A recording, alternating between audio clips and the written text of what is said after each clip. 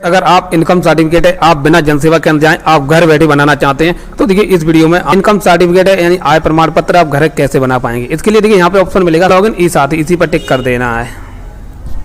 अब देखिए अगर आप इस वेबसाइट पे ऑलरेडी रजिस्टर्ड हैं यानी आपका लॉगिन आईडी पासवर्ड बना हुआ है तो डायरेक्ट लॉगिन कर सकते हैं। लिखा है नवीन उपयोगकर्ता पंजीकृत, इसी पर टिक कर देना है। अब देखिए सर्वप्रथम आप लॉगिन आईडी क्रिएट करनी होगी। लॉगिन आईडी देखिए कुछ इस तरह से आपको क्रिएट करनी होगी, जो कि 6 करैक्टर होना चाहिए, मैक्सिमम 8 करैक्टर होने। जब आप इस तरह से डाल लेंगे यहाँ पर लिखा उपलब्धता की जांच करें तो आपको इसी पर टिक कर देना है। जैसे आप यहाँ पर टिक करेंगे अगर आपके सामने ऐसा विंडो शो हो रहा है तो यानी आपकी आईडी सही है, आप इसे यूज कर सकते हैं। तो यहाँ से ओके कर देना, अपना नाम डाल देना, डेट ऑफ बर्थ क्या वो यहाँ से सिलेक्ट कर लेना, मेल फीमेल क्या है वो सिलेक्ट करना, पूरा एड्रेस फिल कर देना, पिन कोड क्या वो डाल देना, किस डिस्ट्रिक्ट से आपको बनाना है अपना। तो उसके बाद यहाँ पे आपको नीचे आना, अपना मोबाइल नंबर डालना है जो आपका चालू होना चाहिए। उस पर एक OTP जाएगा, ईमेल आईडी का डालना चाहते डाल सकते हैं, नहीं तो इसे छोड़ भी सकते हैं।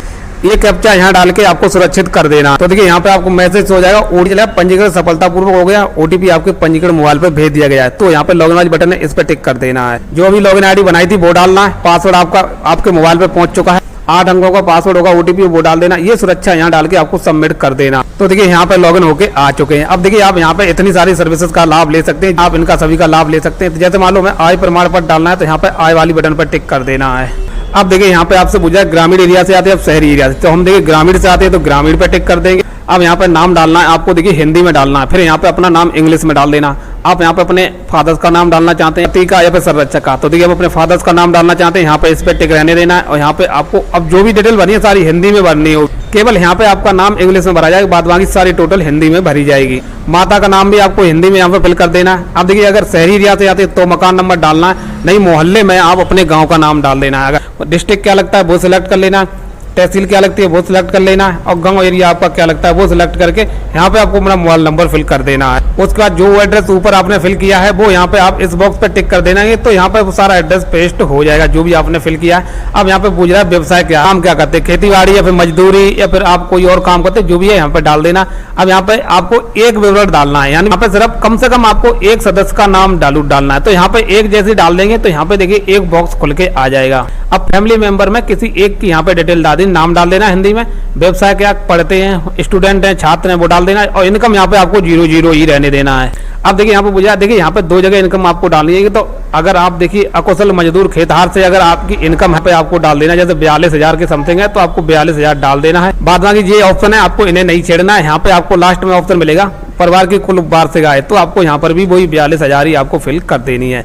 और थोड़ा नीचे आना, अब यहाँ पे आपको नहीं रहने देना, जो भी है ऐसा ही रहने देना। आवेदन शुल्क का भुगतान कर दिया तो आपको ऐसा ही रहने देना, हाँ रहने देना है। अब यहाँ पर बना रहे किस कारण बनवा रहे हैं, अगर देखिए आप किसी संस्था में लगवाने हेतु बनवा रहे हैं तो आपको वो टिक कर लेना है, अगर छात्रवृत्ति के लिए बना रहे हैं तो वो टिक कर लेना, अगर आप पेंशन के लिए बनवा रहे हैं तो अन्य टिक करके आपको पेंशन डाल देना। तो जो भी अपना सिलेक्ट कर लें। और यहाँ पे सबसे पहले आपको देखिए आपको अपना फोटो लगाना होगा। जो देखिए फोटोग्राफ है वो देखिए 50 KB से ज्यादा नहीं होना चाहिए। सबसे पहले आपको यहाँ पे फोटो सिलेक्ट करना है, उसके बाद यहाँ पे जहाँ पर भी आपका फोटो रखा है वो आपको सिलेक्ट करके अपलोड कर देना है। वैसे ही देखिए यहाँ पे आपको सब प्रमाण पत्र घोषणा पत्र है, उसका लिंक हम डिस्क्रिप्शन में लगा देंगे, आप वहां से उसे डाउनलोड कर लें और भर के वैसे ही आपको यहाँ पे उसे भी अपलोड कर देना है। देखिए जो घोषणा पत्र है वो 100 KB से ज्यादा नहीं होना चाहिए। उसके बाद यहाँ पे आपको अपना आधार कार्ड लगाना है, यहाँ पे अन्य वाली पे टिक करना है, और यहाँ पे एक ऑप्शन आएगा, यहाँ पे आपको हिंदी में आधार लिख देना है। आधार लिखने के बाद यहाँ से आपको अपना सिलेक्ट कर लेना है, जिस लोकेशन में आधार रखा है उसे अपलोड कर देना और दर्ज कर देना है। तो देखिए हम यहाँ पे सारी डिटेल फिल करके आगे बढ़ रहे हैं। तो देखिए जैसे ही दर्ज करेंगे जो भी डिटेल आपने भरी थी सब आ जाएगी। अब थोड़ा नीचे आना, यहाँ पे लगा सेवा शुल्क का भुगतान करने के लिए यहाँ क्लिक करें, तो इसी पर टिक कर देना। एप्लीकेशन नंबर है वो देखने को मिल जाएगा। अब यहाँ से सबमिट कर देना है, वो आपको देखने को मिलेगी, और यहाँ पे आपको पेमेंट कितना कटेगा वो देखने को मिलेगा। तो प्रोसीड विद पेमेंट कर देना है। पेमेंट आपके सामने यहाँ पे इतने गेटवे आ जाएंगे, debit card, net banking, QR code, UPI। तो देखिए हम QR कोड के थ्रू करेंगे, QR पे सिलेक्ट कर लेंगे, यहाँ पे भीम पे सिलेक्ट कर लेंगे, उसके बाद यहाँ पे मेक पेमेंट कर देंगे। तो देखिए QR कोड आ जाएगा, आपको इसे किसी पेमेंट एप्लीकेशन से स्कैन कर लेना है और प्रोसेस कर देना है। तो देखिए हम कंप्लीट कर दे रहे हैं, इसे पेमेंट हो जाता है। देखिए आपके सामने ऐसा एरर का मैसेज आ जाएगा, जब तक देखिए आपकी पेमेंट स्लिप जनरेट ना हो तब तक आपका अधूरा माना जाएगा।